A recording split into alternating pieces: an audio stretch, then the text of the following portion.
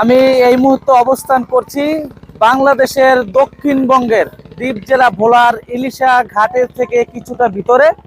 আর এখানে এসে আমি কিন্তু এখানকার প্রেমে পড়ে গেছি। এক কথায় অসাধারণ প্রকৃতির দৃশ্য আর খুবই মনোরম পরিবেশ। আর এখানে দেখতে পাচ্ছেন কিছু বাচ্চারা কিন্তু স্থানীয় বাচ্চারা কিন্তু এখানে খেলাধুলা করছে ফুটবল।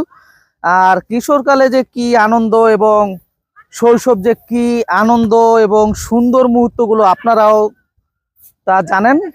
আর এই সব ধরনের প্রাকৃতিক পরিবেশে কিন্তু খেলতে খুবই আনন্দ লাগে, যা আপনি যদি খেলে থাকেন তাহলে অবশ্যই জানবেন।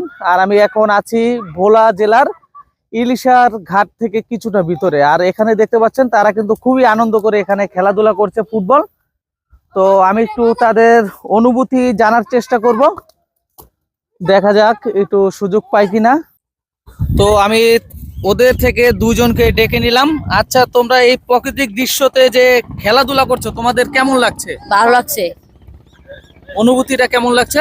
অনুভূতি আমার তো অনেক ভালো লাগতেছে। তোমার?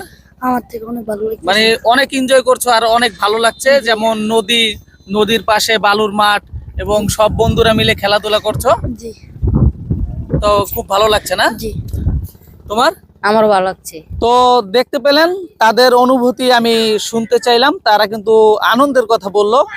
আর আপনিও কিন্তু আপনার শৈশবের আনন্দগুলো এই ভিডিওর মাধ্যমে কিছুটা হলেও অনুভব করতে পারছেন।